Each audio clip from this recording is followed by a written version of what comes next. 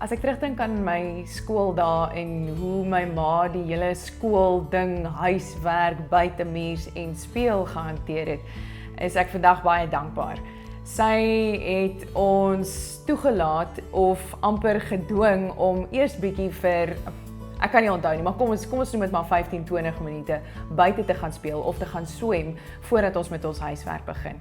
Naderhand het ons gevra daarvoor, waar ons vandag mens raak so maklik vasgevang in tegnologie en in my huis is dit ook so, ons is vasgevang in tegnologie en ons laat nie ons kinders so baie buite speel nie because we want to be inside en ons het dinge om te doen en ons het werk om te doen of nie net werk nie, ons wil op sosiale media verkeer.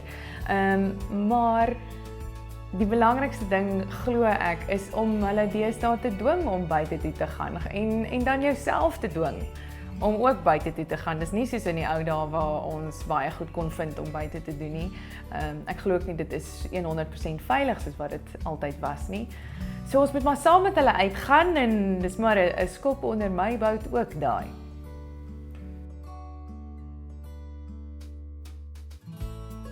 Ek voel mens moet baie versigtig wees hoe jy kreatiwiteit aanwakker by klein breintjies wat nog ontwikkel, want ons almal het vooraf opgestelde idees van wat kreatiwiteit is, van wat kreatiewe speel is, hoe ons dit sou aanpak as volwassenes en nie noodwendig, soos nou my dogtertjie is nou 4. En ek voel jy moet tog vir hulle daai vryheid gee om op hulle eie tyd daai kreatiewe ontwikkeling te benader en dan nou te bemeester in die sin dat, ek weet byvoorbeeld my dogtertjie, die oomblik as ek begin inmeng in ons kreatiewe speel of dit vinniger probeer doen of my idees probeer afdwing, dan sal sy dadelik bot raak. En dan sal sy nie sommer wil aangaan met die speel en dan soek sy vir haar iets anders om te doen. Ek glo mens moet hulle net daai spasie gee om daai breintjies en daai verbeelding ook te laat werk. Een manier wat ek van hou om myself ook te leer om weer te speel is, daar's 'n stunning produk op die mark, dit word genoem Dlala en Mila. En die Dlala is afgelei van Xhosa en Zulu se speel en die Mila is Zulu vir groei, of sowel dan leer.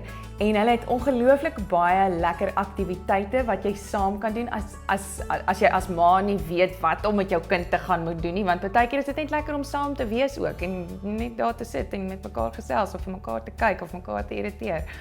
Maar hulle het van 'n ouderdom van 0 tot op 5 jaar het hulle die wonderlikste aktiwiteite as jy nie weet wat om te doen nie.